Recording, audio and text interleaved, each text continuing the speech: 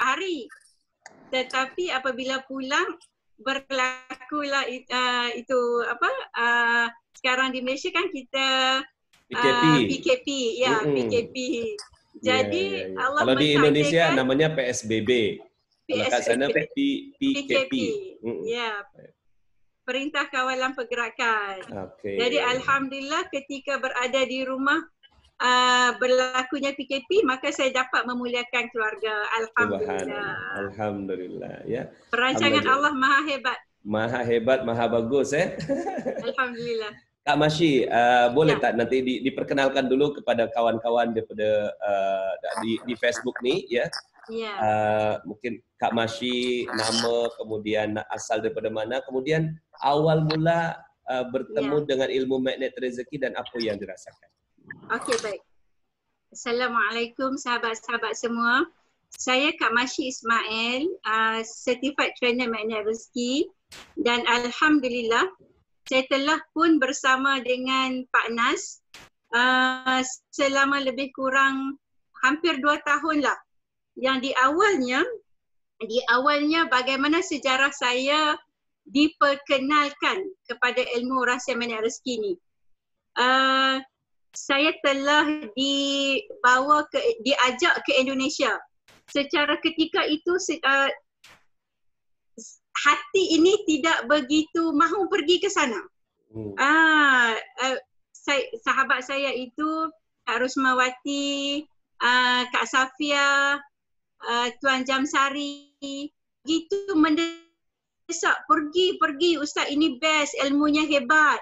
Kemudian saya cakap banyaknya trainer di Malaysia, motivator di Malaysia. So dia orang bahawa ilmu ini berbeza dari mana-mana ilmu yang telah kita pelajari.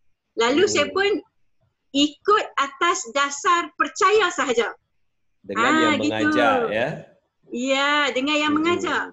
Ya. Apabila sampai ketika itu Camp 17 Pak Nas, Pekanbaru. Camp 17, betul. Ya, itu berapa orang ya? 6 orang ya? 12 orang kan? Daripada Malaysia, kita pergi ke sana 22 orang. Oh, 22 orang. 22 orang.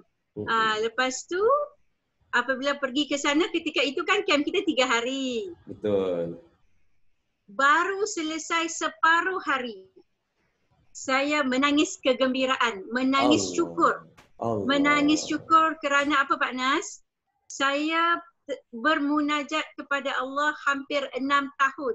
Di setiap kali sujud, mohon Allah beri seseorang yang dapat guide saya tentang apa itu kehidupan sebenarnya. Masya Allah. Kerana ujian hidup kan? Gelombang dalam kehidupan, turun naik. Banyak kali terhantuk di dinding, banyak kali terjatuh, biasalah. Tuition, saya istilahkan sebagai tuition daripada Allah. Jadi saya sudah jadi macam apa yang perlu dilakukan. Nak bercerita kepada kawan-kawan, tak semua pendapat daripada kawan-kawan dapat sesuai dengan persoalan kita. Maka saya ambil pendekatan minta dengan Allah dalam sujud. Hampir 6 tahun Pak Nas. 6 tahun minta daripada sujud. Masya Allah. Akhirnya, apabila sampai ke Pekanbaru, baru separuh hari, Allahu Akbar, ya Allah, ini yang aku cari selama ini. Inilah solusi. Alhamdulillah, akhirnya Allah temukan juga jalan penyelesaian dalam setiap solusi. Hebatnya ilmu magnet rezeki ni sesuai untuk setiap persoalan hidup.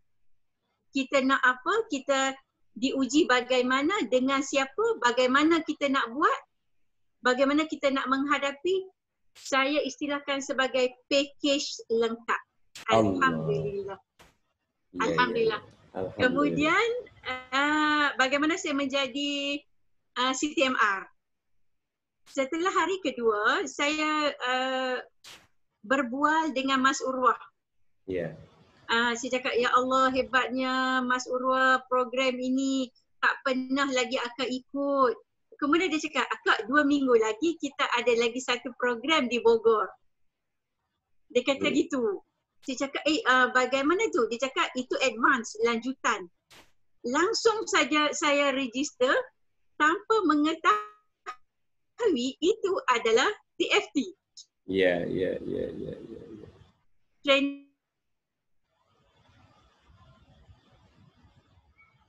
semua orang. Tetapi Allah yang menyusun segala-galanya dan akhirnya menjadikan saya terbang ke Bogor sendirian. Allah. Itulah di permulaan perjalanan menjadikan saya CTMR pertama di Malaysia. Alhamdulillah. Ya, jadi buat kawan-kawan, teman-teman yang ada di Facebook ya, jadi kita ada program yang namanya Training for Trainers, itu disediakan bagi teman-teman yang ingin menjadi trainer di bawah bimbingan saya. Ya, alhamdulillah CTMR pertama Malaysia ini adalah Kak Masyi ini ya. Alhamdulillah. Nah, kemudian Kak Masyi ya.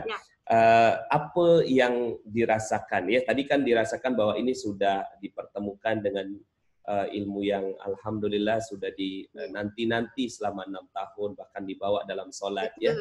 Nah, apa yang lebih spesifiknya yang dirasakan oleh Kak Masyi sampai sebegitu bersyukur ya? Apakah ada keajaibankah, rasa yang macam manakah yang didapatkan oleh Kak Masyi? Sebenarnya Pak Anas, keajaiban tu yang pertama sekali, keajaiban yang boleh saya highlight yang saya sangat bersyukur ialah kesedaran untuk kembali kepada Allah dan merasakan diri kita setiap saat melakukan perkara yang kurang tepat mengikut apa yang Allah mahu daripada kita. Kesedaran. Kesedaran itu penting. Kesedaran itu bagi saya adalah rezeki yang sangat hebat. Kerana kesedaran itu akan menimbulkan rasa insaf, takut kepada Allah, taat, rukuk dan sujud, sentiasa mengharapkan bantuan Allah dalam segala apa saja yang kita lakukan. Itu kesedaran yang paling besar, rezeki yang paling besar saya dapat rasakan itu. Kemudian yang tentang dunia lah pula kan, keajaiban yang kita dapat di dunia. Dan pulang saya mendapat hadiah bercuti ke Manila secara gratis percuma. Allah. Semua dia sponsor. Nak shopping saja bawa duit sendiri. Alhamdulillah. Itu keajaiban yang pertama. Kerana dia gini tau, masa pagi itu sedang tengok phone, tengok WhatsApp kan dalam pukul 8.30 lebih kurang. Lepas tu ada satu majlis di Manila. Jadi saya cakap bestnya jika dapat ikut program ni, majlis orang-orang kaya. Tapi dalam hati tu faham siapalah kita untuk berada di majlis tu. Kemudian itu je niat je, ya Allah, bestnya kalau boleh ikut majlis ni. Sebanyak itu je. Tapi tidaklah sangat mengharapkan nak berada dalam majlis tersebut. Apa yang hebat, selepas itu saya letak telefon, pergi berwuduk untuk buat duha. Belum sempat habis 2 rakaat pertama, telefon berdering. Lepas dering lagi. Sehingga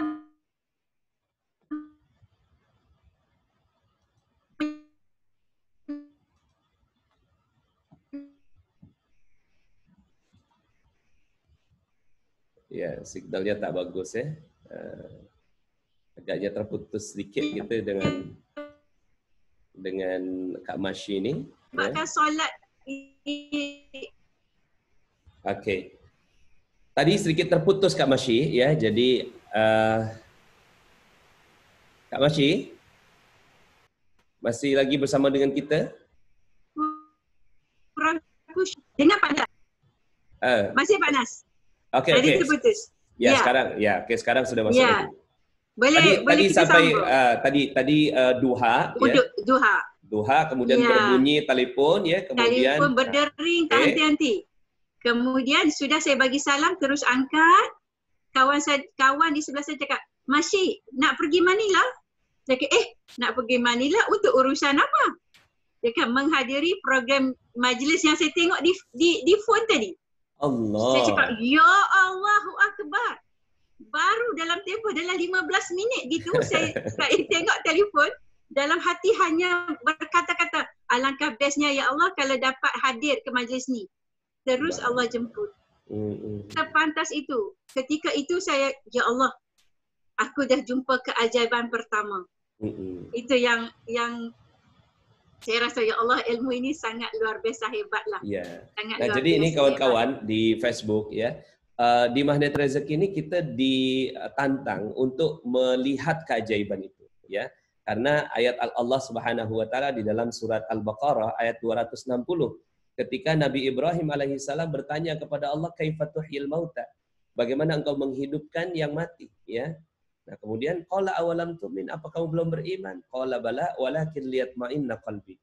Ya, aku sudah beriman ya Allah, tapi aku ingin melihat keajaiban-Mu supaya lebih kuat lagi keimanan aku. Nah, sehingga akhirnya ini yang menjadi teori dasar dari ilmu magnet rezeki, bahwa semua orang yang mempelajari ilmu magnet rezeki harus melihat keajaiban dengan tujuan, ya, dengan tujuan untuk menyaksikan kebesaran Allah Subhanahu wa taala, ya. Nah, alhamdulillahnya Kak Masyi dapat ini ya, keajaiban ya, dibelanja atau dikasih gratis ya untuk ke Manila ya. Bercuti di Manila, alhamdulillah. Bercuti, masya Allah. Ya.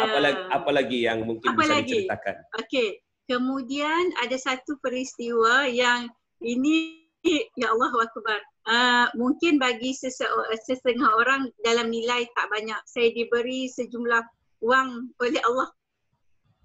Saya mendapat panggilan daripada bank yang menyatakan saya ada akaun yang mempunyai jumlah 8,000 yang tidak dituntut.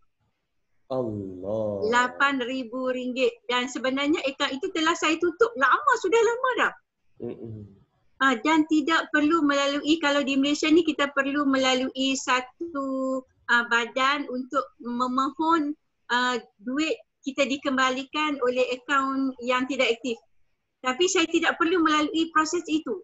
Saya pergi ke bank, dia bagi borang, saya isi-isi, terus ke kaunter, di-cashkan. Semua diminta keluarkan ke semua. 8,000, lebih kurang 8,500, 8,500 ringgit.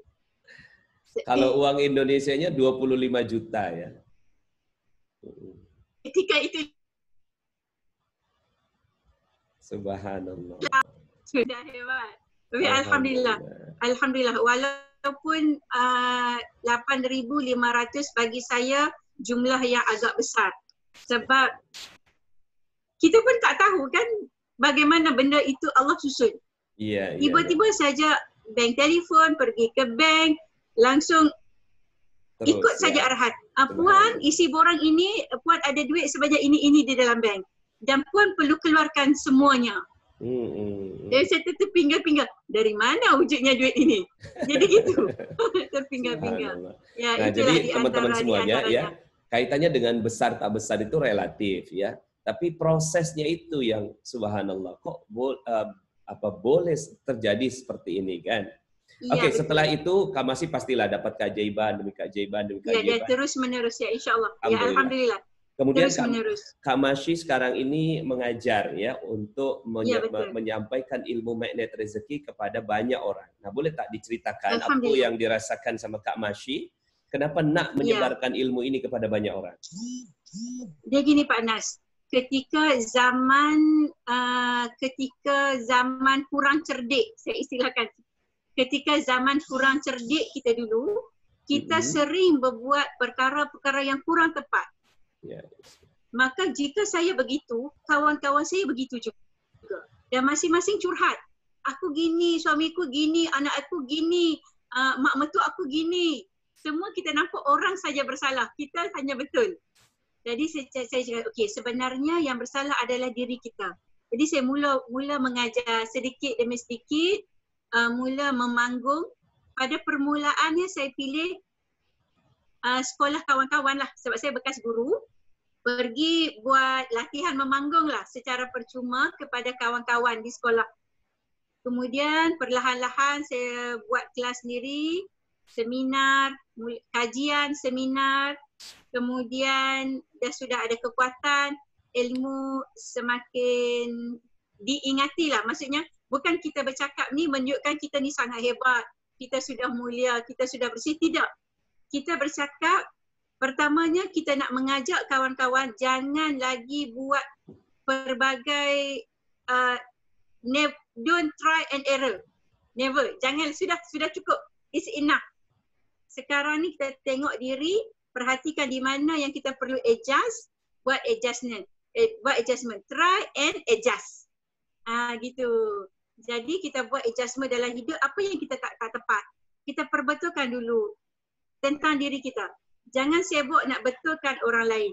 Betulkan diri kita, ya, berhati-hati dengan dosa kan, dalam ilmu kita berhati-hati dengan dosa dan mohon ampun kepada Allah terhadap dosa-dosa yang lalu. Maka di situ sahabat-sahabat saya seorang demi seorang bertemu dengan keajaiban yang Allah janjikan. Gitu, banyak panas, banyak sangat. Macam satu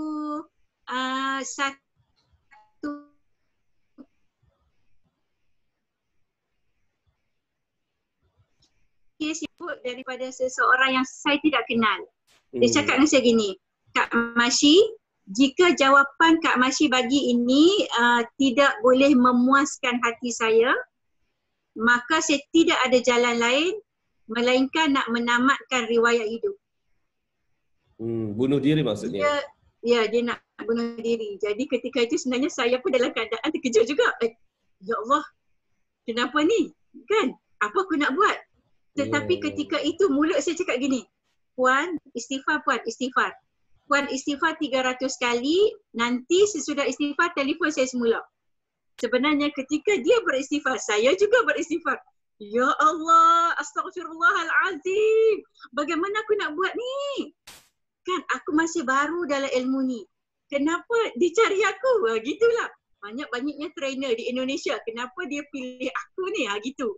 Tapi kemudian Allah bagi ilham. Yang mana saya ilham daripada Allah ialah jika benda itu datang kepada kita, pasti ada tanggungjawab yang Allah beri untuk kita. Jika Allah dah beri, pasti Allah dah sediakan jalan penyelesaian. Kita hanya ikut sahaja dengan bergantung harap kepada Allah supaya setiap idea kita, lisan kita adalah ilham dan bimbingan daripada Allah semata-mata. Bukanlah daripada perasaan kita. Tidak. Saya mohon ketika itu, saya mohon ya Allah, ya Tuhanku, bantulah aku ya Allah. Aku tidak ada kekuatan, aku tidak pandai ya Allah. Semua ini adalah milikmu, maka bantulah aku, bimbinglah aku untuk membantunya ya Allah. Kesian dia. Jika dia memilih untuk menamatkan riwayat hidupnya cara gitu, maka terlepaslah rahmat Allah kepadanya. Allah, betul sekali. Nah kemudian setelah itu Kak Masyi bantu ya, itu jarak jauh ke? Jarak jauh, by phone saja. By phone By phone. Jadi alhamdulillah dia sebenarnya dia mempunyai amanah sebesar 6 juta ringgit. Banyak tu. 6 juta ringgit banyak sangat dah. 18 Jadi miliar ya.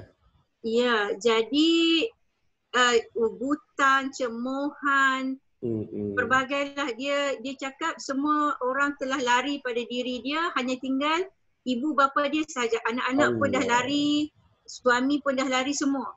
Jadi dia cakap dia dah tidak guna untuk dia hidup. Begitulah. Tapi alhamdulillah saya perlahan-lahan kita guide, kita bantu dia. Saya bantu untuk perbaiki diri dia dulu. Istighfar selalu, solat awal waktu, perlahan-lahan. Lama kelamaan dia nampak. Saya cakap dengan dia, Puan, sebenarnya Allah jatuhkan Puan kerana kasih sayangnya. Bukan kerana Allah benci. Kerana kasih sayangnya. Kerana apa? Kerana kurang tepatnya kita menjalankan aktiviti dalam hidup. Kemudian tetapi kita istilahkan sebagai warga dunia. Maksud dia kehidupan dia banyak menghabiskan urusan-urusan dunia dan bisnes yang dia jalankan banyak terlibat dengan perkara lara. Kerana itu Allah bankruptkan dia, jatuhkan dia dengan kasih sayang. Dengan tujuan baik dan kasih sayang Allah. Masya Allah. Kerana kemudian dia cakap, sedar tu ya, dia sedar dengan apa yang dia. Alhamdulillah dia sedar. Berapa lama sejak dia tempoh. Berapa tempoh? Ya, dia dalam tempoh 3 tahun. Dalam tempoh 3 tahun dia mengalami musim-musim tidak bagus dalam hidup dia. Itu. Nah, kemudian ketika jumpa dengan Kak Masyi, berapa lama setelah itu dia sedar? Dia sedar, alhamdulillah Allah izin dalam cepat seminggu. Subhanallah. Seminggu setiap hari saya call dia. Sebab saya sangat khawatir dia menamatkan riwayat hidup dia kan. Jadi setiap hari saya call dia. Kalau saya tak call, dia akan call. Jadi saya harap saya makna ini. Dia sangat desperate, dia sangat perlu dibantu, dia sudah tidak ada siapa lagi. Sekarang dia diletakkan kepercayaan kepada saya. Jadi saya perlu bimbing dengan mengharapkan Allah membimbing saya pula. Gitu. Jadi alhamdulillah ya. Lepas tu apa yang terjadi ya? Apakah dia alhamdulillah 5 bulan saja. 5 bulan saja Allah kirim 10 juta ringgit. Allah, Masya Allah. Alhamdulillah. Jadi dari amanah 6 juta ringgit, 6 juta Allah kirim 10 juta ringgit dalam waktu 5 bulan.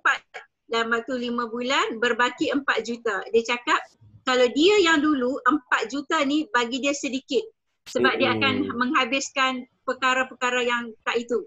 Tapi sekarang dia dapat 4 juta sebagai satu jumlah yang sangat besar dan dia dapat manfaatkan kepada banyak perkara. Alhamdulillah. Nah, jadi teman-teman semuanya yang ada di Facebook ya, ini adalah kisah Kak Masyi yang salah satu kisah dari orang-orang yang dia bantu. Dan memang ya, kenapa kita hadir sekarang ini menjadi trainer? Karena banyak orang yang semestinya dibantu. Oke, Kak Masyi, boleh tak saya bagi nombor telefon Kak Masyi ini di Facebook ya, yang belakangnya 4427 018-238-4427 ya betul. Oke. Nah, jadi nanti mungkin kawan-kawan boleh nanti berbincang ya dengan Kak Masyi kalau ada apa-apa ya. Kak Masyi juga dulu saya ingat Kak Masyi pernah mengisi di Sabah Lahad Datu itu kan ujung sangat tu ya. Ya, hujung di Mulut Itik. Kita istilah sebagai Mulut Itik ya. Dan saya ingat sekali ya, jadi ada satu perawat ni nurse ya. Dia nurse laki-laki yang sekarang ini menangani COVID-19 dan itu adalah anak didik daripada Kak Masyi. Ya. Encik Darman. Encik Darman ya. Dia pun call saya, dia hubungi saya, Pak Nas, terima kasih banyak ya. Saya sekarang ni menangani pasien COVID-19 ni. Alhamdulillah banyak yang sembuh ya dengan metod yang dibuat ya. Dengan garpu tala, dengan metode rezeki.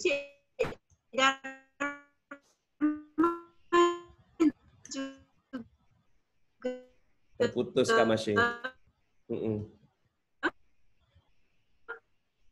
Okey. Halo, saya dengar. Okey, terputus tapi tak apa ya.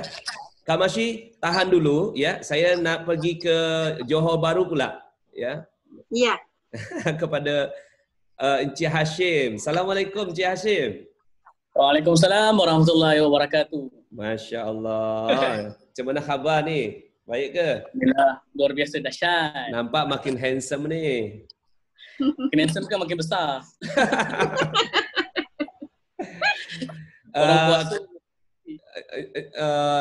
Encik, tolong boleh tak kamera dia dipusing sikit? Begini ke? Begitu. Macam balik lagi lah. Tak apalah. Okey. Boleh. Okey, Encik Hashim boleh tak? Sekarang dekat mana? Dekat Johor Bahru Saya di Johor Bahru.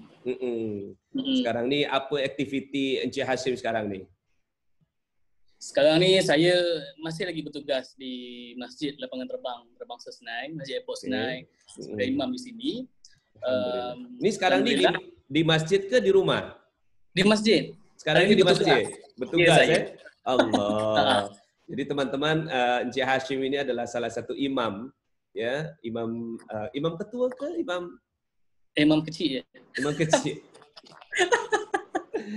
Salah satu imam lah ya di salah satu masjid bertugas ya. Alhamdulillah. Ya. Boleh Encik Hashim cerita pada kita apa pengalaman Encik Hashim dengan magnet rezeki. Baik, bismillahirrahmanirrahim. Assalamualaikum warahmatullahi wabarakatuh untuk semua.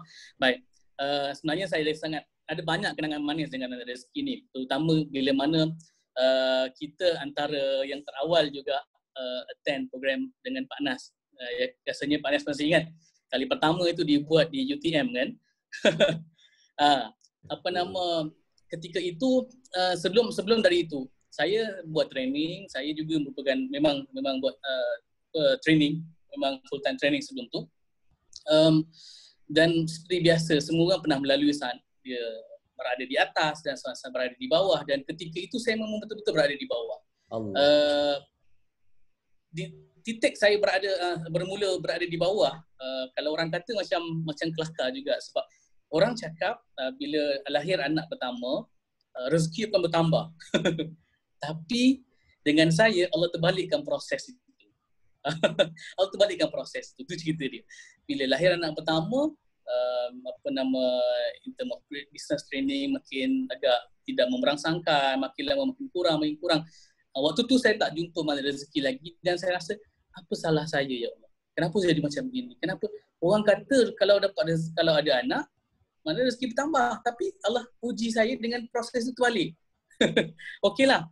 Saya pun teruskan juga, tapi makin lama makin sangat jatuh dan sebagainya. Saya pun tanya dengan Allah. Banyak kali saya doa, ya Allah, apa lagi yang perlu saya buat? Apa yang perlu saya buat? Kemudian satu hari saya digerakkan oleh Allah Ta'ala dengan waktu itu scroll Telegram. Itulah the first time saya mengenali Mana Rezeki dengan audio Mana Rezeki. Sebab tu tuan-tuan perempuan yang berada di Facebook ni kena hatam tu. Audio Mana Rezeki, sebab itulah titik mulanya. Di mana saya scroll Telegram dan cuba tarik Mana Rezeki lah apa. Kan akhirnya jumpa audio Mana Rezeki tersebut. Dan ketika itu daripada malam, saya masih ingat lagi, tengah malam saya jumpa sampai ke siang saya tak tidur, saya dengar satu. Dan bila saya dengar Pak Nas, baru saya sedar, rupanya bukan salah Allah, bukanlah salah anak yang pertama itu, tapi sebenarnya banyaknya salahnya salah saya. Selama ini kita sibuk salahkan orang lain. Orang tu salah, dia ni salah sebab dia tak bagi saya, sebab begini. Banyak kalinya yang kita cerita sebab orang lain. Bila kali pertama saya dengar audio Mana Rezeki, baru saya sadar, rupanya yang salah tu pada saya. Kemudian saya pun berazam, ya Allah, saya nak sangat jumpa Pak Nas. Saya pun tak tahu macam mana saya nak kontak Pak Nas waktu tu. Saya pun cuba jugalah. Akhirnya Allah takdirkan dapat jugalah kita berhubung, Pak Nas. Ya, betul ya. Jadi sebelum saya ke Johor Bahru tu, saya pun dah ada kontak dengan Cik Hashim ya. Macam mana caranya tu macam tu ya? Waktu tu kita kontak di Telegram juga. Okay. Di Telegram juga waktu tu. Saya pun duk cerita dengan Pak Nas tentang live saya macam mana. Pak Nas pun nasihat, ya insyaAllah nanti kita jumpa, nanti boleh kita jumpa, boleh berborak panjang. Lepas tu Pak Nas pun kata, kita ada program di Indonesia, jemputlah datang sini. Tapi bila Pak Nas kata jemput datang sini, saya semacam sedih sangat. Sebab apa? Waktu tu saya punya bisnes, saya punya life, saya memang berada dalam keadaan bottom sebenarnya. Sampai nak keluar negara pun tak boleh. Jadi bila Pak Nas invite saya, ajak saya ke Indonesia waktu tu, saya semacam nangis jugalah, nangis. Walaupun lelaki kan. Sebab saya rasa, ya Allah, saya tak dapat pergi sana. Tapi saya kata, ya Allah, saya nak sangat Pak Nas, saya nak sangat jumpa Pak Nas. Tiba-tiba, ujuk-ujuk,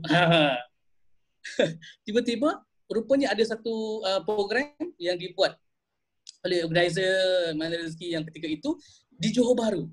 Datang ke Malaysia. Itu the first time Pak Nas buat program di Malaysia, dan bestnya adalah dia berada berdekatan dengan rumah saya. Itu di Johor Bahru sendiri. Masya Allah, saya kata itulah magnet rezeki saya yang pertama bagi saya lah. Kan? Saya tak dapat jumpa Pak Nas, Allah datangkan Pak Nas ke sini untuk jumpa. Jadi satu hari belajar kalau Pak Nas saya ingat kan, waktu tu kita belajar sampai maghrib ketika tu. Out macam-macam perkara yang kita bincang. Lepas tu kita makan lagi kan? Yes, itu yang saya kata itu magnet rezeki yang kedua. Orang lain, yelah, saya ni baru first time jumpa Pak Nas, saya pun duk cerita-cerita, orang kata duk ngendeng-ngendeng dengan Pak Nas jugalah. Saya tanya Pak Nas sebab saya banyak sangat persoalan waktu tu. Banyak sangat persoalan. Saya kata kalau boleh saya nak luahkan semua kat Pak Nas. Saya pun ngendeng-ngendeng dengan Pak Nas. Tiba-tiba Pak Nas aja, jom kita pergi makan. Saya rasa, wow, luar biasa ni kan. Akhirnya kita pergi makan. Di saat kita pergi makan tu lah, saya pun cerita macam-macam dengan Pak Nas kan dalam perjalanan kita pergi makan. Makan kat Sibung kalau orang Johor tahulah. Dapat seafood tu kan Pak Nas. Seafood tapi laut tu. Tepi laut. Nah kan. Yang paling bestnya, ni peristiwa tu lah yang paling best. Bila saya cerita akhirnya Pak Nas potong saya dengan satu benda je. Pak Nas dia udah, teruskan aja. Saya masih ingat ayat tu sampai sekarang dan saya pegang ayat tu. Pak Nas kata, udah, teruskan aja hidupnya, bismillah aja. Itulah 3 perkataan yang saya dengar. Pak Nas cakap, udah, terus saja, bismillah. Dalam hati saya, aku cerita panjang lebar, jawapannya bismillah aja. Jawapannya bismillah aja. Dalam hati, bismillah aja. Kita waktu tu, kita belum betul-betul memahami dengan mana rezeki dan sebagainya. So apa saya buat, akhirnya lepas itu apa saja yang jadi, bismillah aja. Tapi tak tahu kenapa bismillah. Kan yang pokoknya bismillah aja. Sebab saya pegang kata Pak Nas, dah jalan aja apa saja yang jadi bismillah. Maka saya pun bismillah. Akhirnya baru saya sedar semakin banyak konteks bismillah itu adalah sebenarnya adalah makna rezeki itu sendiri. Kita merasakan bahawa apa saja yang berlaku dalam hidup kita itu adalah yang terbaik yang Allah bagi pada kita. Itu jus yang saya dapat daripada jawapan Pak Nas pada awal pertemuan kita. Kan? Dan proses demi proses, alhamdulillah, tak lama lepas itu life saya dah mula change. Alhamdulillah, banyak perkara yang miracle. Antaranya saya dah boleh keluar negara waktu tu. Segala orang kata saya ingat masa tu Encik Hashim keluar negara tu pergi ke hospital jumpa dengan saya, anak saya baru lahir. Ya. Ya, itu anak apa? Anak kecil Pak Nas. Yang kelima. Kelima, ya kan. Itulah first time saya dapat keluar negara. Ya Rabbi, rasa macam yang ke-6 betul, yang ke-6 ya. Yang ke-6 kan. Di hospital itulah saya jumpa dengan waktu tu dengan Pak Amar dan sebagainya kan. Itulah first time saya dapat keluar negara. Allah banyak mudahkan saya. Selepas itu dengan ilmuwan rezeki ni sangat banyak perkara yang berubah dalam hidup saya. Amanah semakin kurang, life saya boleh berubah 360 darjah. Saya boleh kata life saya berubah 360 darjah. Selama ni saya nampak orang lain semuanya negatif. Ini saya tak pernah cerita dengan orang kan. Walaupun kita cerita training dengan orang kan, tapi saya bongkar juga cerita saya kat sini sebab saya faham ramai orang yang sama macam kita sebelum ini. Bahawa kita nampaklah orang lain yang negatif. Kita bila tak dapat satu job, kita rasa orang lain dengki kita. Kita rasa orang lain yang salah bukan kita. Tetapi bila berada dalam rezeki, kita sedar bahawa semuanya yang berlaku pasti ada peran atau ada kesalahan yang berlaku dalam hidup kita. Pasti yang salah itu kita. Betul kan? Jadi akhirnya bila kita terbalikkan proses itu, semua yang salah itu saya, apa yang terjadi? Life saya, pandangan mata saya totally berubah. Kan orang kata change glasses kan ingat dalam program Pak Nas kan pasti ada yang iklan kacamata tu kan, ubah sudut pandang mata. So start daripada tu saya mula ubah sudut pandang mata dan alhamdulillah life saya 360 darjah berubah. Allah tambah rezeki yang sangat luar biasa. Saya dah tak salahkan orang lain, especially saya pernah tersalahkan keluarga juga sebab anak quote saya dia macam gini waktu itu. Tapi alhamdulillah saya start to change. Semuanya sebab saya, saya amalkan ilmu mana rezeki. Seluruh audio mana rezeki itu kita amalkan daripada awal sampai akhir ni. Semuanya kita amalkan. Alhamdulillah Allah bagi banyak perubahan. Dan saya berazam, saya kata pada diri saya, start from waktu itu sampai sekarang, saya akan sebarkan ilmu mana rezeki ni seluas mungkin. Dan yang bestnya, bila kita duduk dalam jiwa mana rezeki ni, penat macam mana pun, bila kita bercerita tentang mana rezeki, dia akan ada energi yang sangat luar biasa. Sebab kita rasa perubahan tu kan. So bila orang lain datang tanya macam mana, kita akan share. You kena tahu bahawa life is interesting. Dunia ni sangat menggembirakan.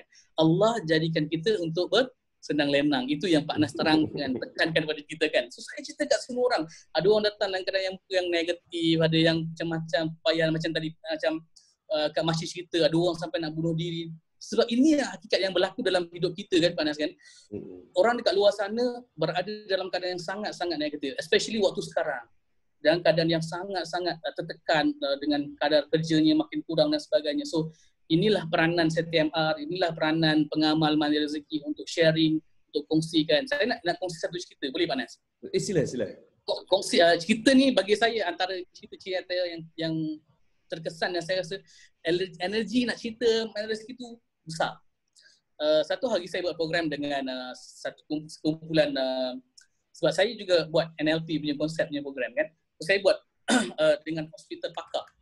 Adalah kumpulan doktor-doktor kan. Bila dah habis program, ada seorang doktor ni datang jumpa saya, perempuan. Dia tanyalah, dia kata, Ustaz, sambil nangis-nangis kan, biasalah kan, orang perempuan kalau nak ngadu macam tu kan. Ni perempuan ni, mengadu ni? Orang perempuan sikit, minta maaf. Dia nangis-nangis, dia kata, Ustaz, anak saya dah 3 bulan tak balik. Dia kata, anak, saya tanya anak puan umur berapa? Dia kata anak dia baru masuk 18 tahun. Tapi dia kata, anak dia dah 3 bulan tak balik. So saya kata, kenapa tak balik? Dia kata sebab bergaduh dengan ayah. Bertengkar dengan ayah, akhirnya merajuk lagi rumah. 3 bulan tak balik.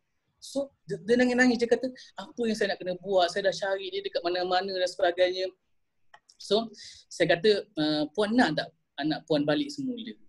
Mestilah nak. Betul lah puan nak balik. Saya tanya banyak kali sebab saya nak firmkan supaya dia tahu apa yang dia kena buat. So, dia kata, memang saya nak. So, saya tanya, apa yang puan buat bila puan nak anak puan balik? Dia kata, saya cari dia. Saya cari merata, saya call kawan-kawan dia semua, saya buat. Tapi tetap tak dapat. Saya kata, pertama, cuba tengok apa yang kita cakap. Puan akhirkan kata-kata puan dengan perkataan tetap tak dapat. So, dalam disiplin kata, itu dijadikan dari doa, LOP-nya pun jadi doa, semuanya negatif. So, saya kata macam gini, apa kata lepas ini, puan jangan cari anak puan. Kita peranjat, dia kata. Saya kata, puan jangan cari anak puan. Lepas tu dia kata, habis saya nak cari siapa? Jadi saya kata, lepas ini, puan jangan cari anak puan, tapi puan cari Allah. Saya kata, mana mungkin anak puan itu akan balik kalau puan masih belum ada urusan yang belum selesai dengan Allah, saya kata. Sebab hati manusia semuanya ini Allah yang pegang. Pasti ada sebab daripada kita, bukan pada orang lain. Pasti ada perkara yang tidak beres, yang kurang beres antara kita dengan Allah. Kurang beres ni bahasa Indonesia ni. Kurang beres ya. Itulah nama. Bila duduk dalam rezeki kan, dia boleh berubah perkataannya ya. Jadi dalam masa lepas tu saya kata, okey, apa kata puan cari Allah, puan tanya dengan Allah, selesaikan urusan puan dengan Allah, cuba selesaikan urusan solatnya sebagainya. Okeylah. Seminggu selepas itu saya terima SMS dan call dengan keadaan gembira. Dia kata, Ustaz, anak saya dah call saya dan dia nak balik besok. So saya rasa macam subhanallah kan. So saya kata, ya akhirnya saya belajar sesuatu baru. Sebelum tu saya memang cakap-cakap jugalah kan. Tapi bila dah ada bukti, kan manusia ni bila nampak bukti, baru iman dia kuat kan. Betul. So baru saya merasakan bahawa betul, memang kita perlu cari Allah untuk selesaikan seluruh isu-isu yang berlaku pada kita. Betul kan? Itu sebab orang kata, sebab sedikit perkongsian yang kita boleh share, insya-Allah mudah-mudahan. Masa tu Cik Hashim guna garpu tala ke mengajarkan dia? Waktu tu ya, lupa saya kata. Saya suruh dia buat garpu tala. Saya lupa ayatnya, tapi saya kata puan buka saja Quran, kemudian puan tengok ayat yang pertama yang puan tengok dan beritahu pada saya. Dan kita sharing. Kita sharing. Dan dalam konteks garpu tala ni, semakin lama alhamdulillah lah, semakin lama semakin banyak yang kita boleh belajar kan. Especially tentang energi. Kalau sebelum ni, kalau kita buat coaching, sebab kita buat training kan, coaching kan, ada orang datang dan kita tengok pada ayat sebagainya, dan sekarang ni dia lagi jadi best bila kita masukkan konteks energi tu kan. So bila orang tanya macam mana saya nak tahu ayat yang terbaik, saya kata puan baca saja, dan di saat puan baca tu tiba-tiba puan ada rasa energi, getaran dia sangat besar, sangat kuat. Nah, itulah ayat yang sesuai dengan puan. Itulah ayat. Kan? So sebab ia juga berlaku dekat saya. Kan? Ia juga berlaku dekat saya macam mana waktu tu bila Pak Nas minta kita semua, especially CTMR, untuk membuat penama vaksin COVID-19 itu daripada Quran. Maka kita pun semua buat kan, semua CTMR buat dan juga rakan-rakan lain buat. Dan saya pun dapat surah At-Taubah kan, lakinna rasul wallazina amanu tu di mana Rasulullah Rasul dan juga orang mukmin itu berjihad dengan amal, dengan harta dan juga dengan diri dia sebagainya kan. So bila saya baca itu, tiba-tiba seluruh tubuh badan saya bergetar. Rasa sayu, rasa energi itu berbeza. Dan saya yakin inilah ayatnya yang memang diberi pada saya. Dan itu juga saya share kepada orang lain. Saya kongsi kepada orang lain. Sama juga macam yang kisah yang tadi itu, saya minta puan tu, doktor tu untuk buat garpu tala sendiri. Saya kata puan dan saya guide. Boleh dapat ayat, saya terus sebab kisah ni dah agak lama. Dan dia amalkan sambil solatnya, sambil hubungan dengan Allahnya dibetulkan. Alhamdulillah, selepas itu anaknya balik. Jadi jadi konsepnya adalah tak perlu cari masalah kita, tak perlu cari apa isu kita. Yang perlu kita cari itu adalah Allah. Okey, tulis teman-teman di Facebook ya. Tak perlu cari solusi ya, tapi cari Allah. Yang perlu ya cari Allah. Tuhan mempunyai solusi. Iyalah. Tapi kita ada cara untuk mendekat pada Allah. Salah satunya ya adalah dengan metode garpu tala ya. Garpu tala. Okey, Encik Hashim, saya nak bagi nombor telefon Encik Hashim kat Facebook boleh ya? Silakan insya-Allah. Yang 012 515 6679. Ya saya. Okey, alhamdulillah kita sudah berada di ujung program ya. Dan saya undang lagi Kak Masyi ya untuk bersama dengan kita ya. Alhamdulillah bahagia sangat kita bertiga ni. Alhamdulillah. Sekarang sedang TOMR. TOMR sekarang. Ya, betul. Satu di Pulau Pinang, satu di Johor Bahru ya. Satu di Jakarta. Alhamdulillah. Ya.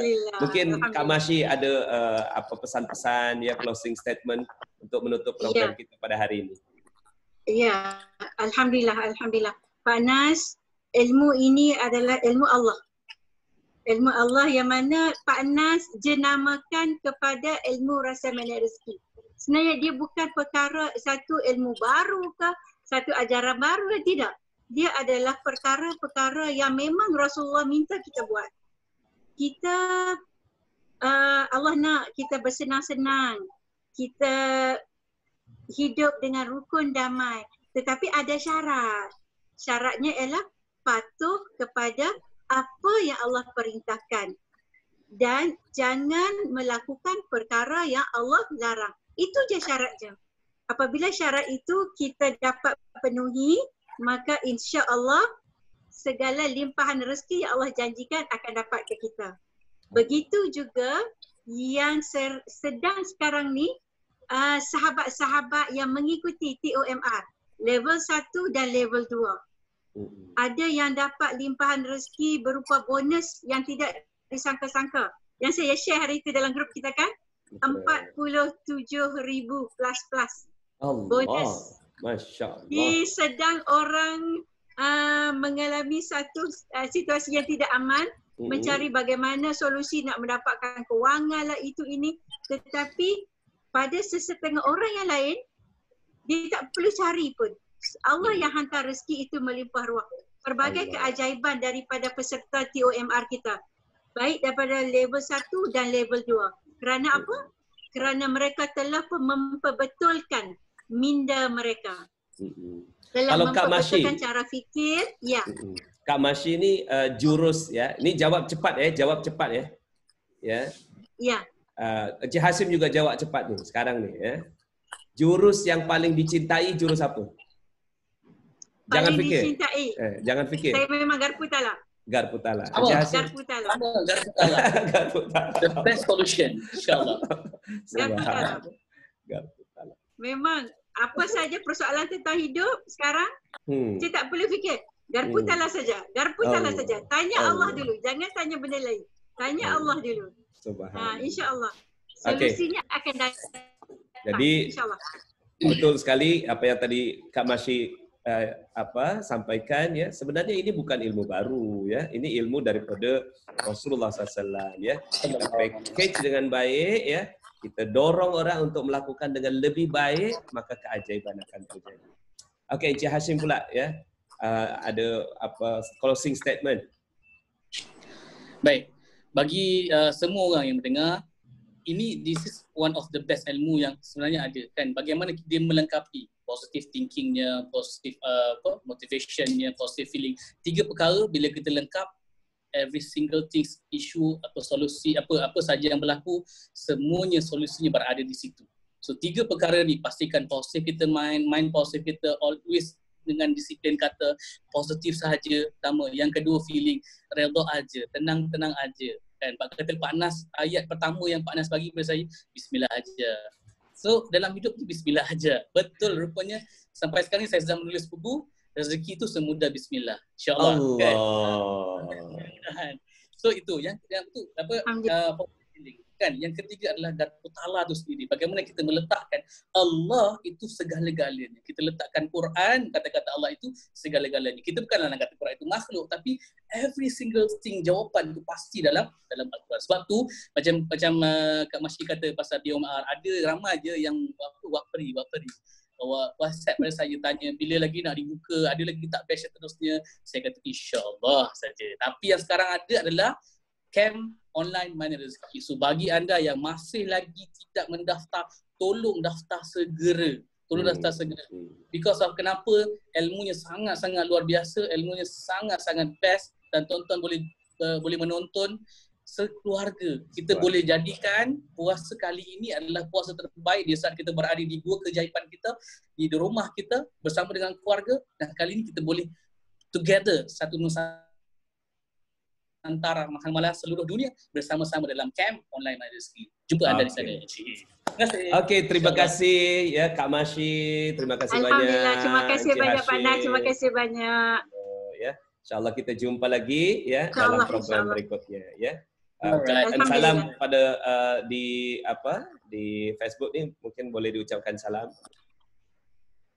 Terima kasih kepada semua sekali yang menonton. Assalamualaikum, selamat berbuka puasa.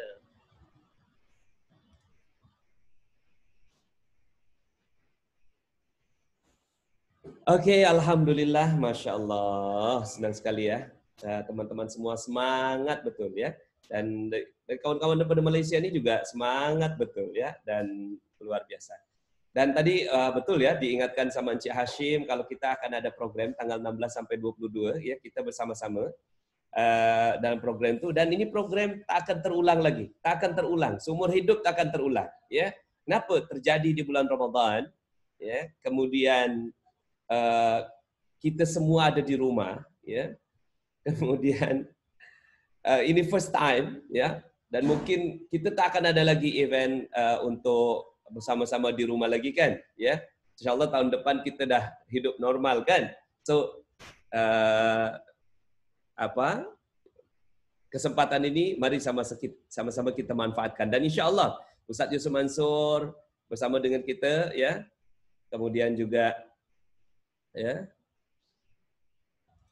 Ustaz Yusuf Mansur dengan Ipo Santosa juga akan bersama dengan kita. Juga nanti saya akan ajak ya Prof Muhaya untuk mengisi satu session. Oh ya, ada satu lagi yang sudah menyatakan akan mengisi juga, yaitu salah satu one of the best guru di Indonesia, yaitu Randy Saputra, anak muda ya, yang alhamdulillah Randy Saputra insya-Allah ya kena standby power bank nampaknya. Ya, dia kena dicolok ada elektrik lah. Okey, terima kasih ya. Saya Nasrullah, sampai jumpa dalam kesempatan berikutnya. Semoga Allah Subhanahu wa taala rahmati kita semua. Esok kita akan lanjut perenungan kita tentang surat surat Nuh ya, insya-Allah ya. Dan semoga Allah Subhanahu wa taala sekali lagi rahmati kita semua. Dari saya cukup sekian. Bila taufiq wal hidayah. Wassalamualaikum. Subhanakallahumma bihamdika asyhadu an la ilaha illa anta astaghfiruka wa atubu ilaik. Assalamualaikum warahmatullahi wabarakatuh.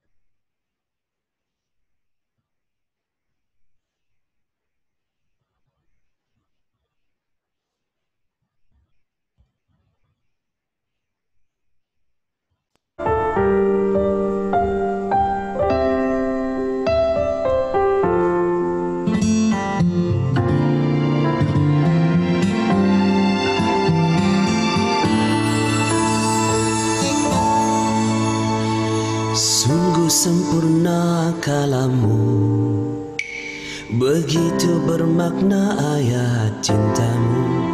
Setiap insan yang tunduk padamu bersimpuh mengadu.